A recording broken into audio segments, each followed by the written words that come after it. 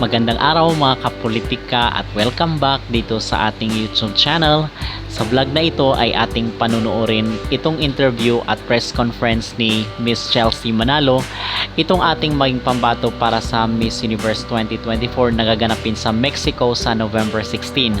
Kasi kahapon ay lumipad na po papunta sa Amerika itong ating maging pambato para sa gaganapin na Miss Universe. Ating pag-uusapan kasi meron na daw top 5 na napupusuan itong CEO ng Miss Universe na si Anja Krahutatip at wala po dito itong ating maging pambato mga kapolitika. Pero bago ang lahat ay huwag kalimutang mag-like at mag-subscribe muna kayo para updated kayo sa ating mga latest issue.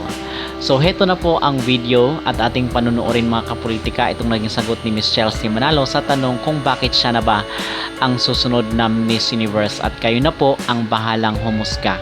Why should you be our next Miss Universe 2024?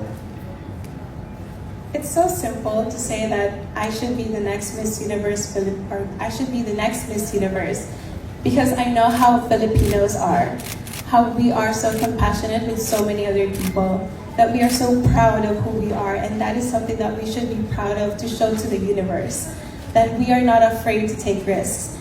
I am someone who was raised to be that person, that I am not afraid, and I am very compassionate, that there's a lot of dreams that I hold for, that is not just for me, but a lot of people. And if I can carry that, supporting the dreams of so many people in the universe, then I know I am doing the best job to be the next Miss Universe.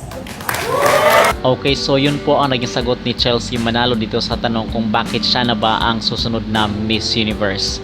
So mga kapolitika, bakit natin ito pinag-uusapan? Kasi marami rin sa ating mga kabayan ang talagang binabash siya at inuulan siya ng mga negatibong komento. At sana naman is suportahan lang natin itong ating maging pambato. So dito sa kanyang naging sagot, ang nakikita ko naman ay maganda naman yung content or yung element ng kanyang sagot. It's just that yung talagang impact hindi masyadong ganoon ka-strong.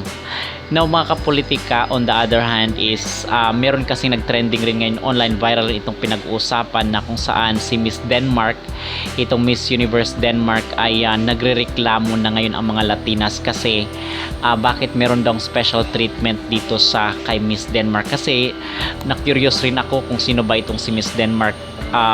Nakita ko doon mga kapolitik, parang manikin pala itong si Miss Denmark, kung kaya pala parang threatened itong mga Latinas dito sa maging pambato ng Denmark.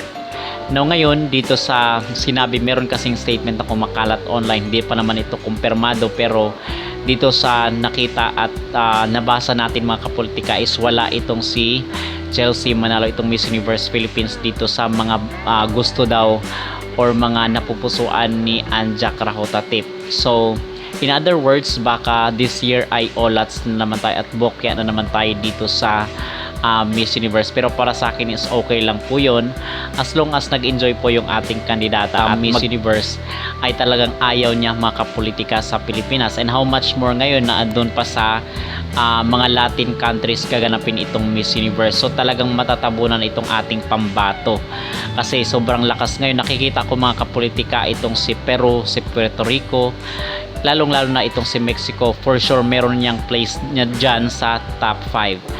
At bakit ba nagrereklamo na itong mga Latina mga kapolitika? Kasi itong si Denmark pala, nakita ko at sinearch ko, talagang sobrang ganda pala nito at napahanga ang maraming netizen mga kapolitika. Pinag-uusapan siya ngayon kasi merong mga treatment daw doon sa Thailand, pinapunta itong si Denmark at maganda daw ang treatment ng itong Miss Universe organization. So ngayon it's threaten ang mga Latina at even yung mga taga-ibang bansa na baka naman ito na ang ito yung ipapanalo nila this year.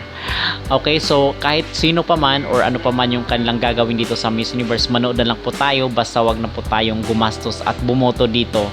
Okay, ano man ang maging resulta mga kapolitika. Okay, so ano po ang inyong masasabi dito na meron na daw nanalo at meron ng winner dito sa Miss Universe 2024? At ano ang inyong masasabi dito sa naging sagot at sa ating pambato, of course, na si Chelsea Manalo?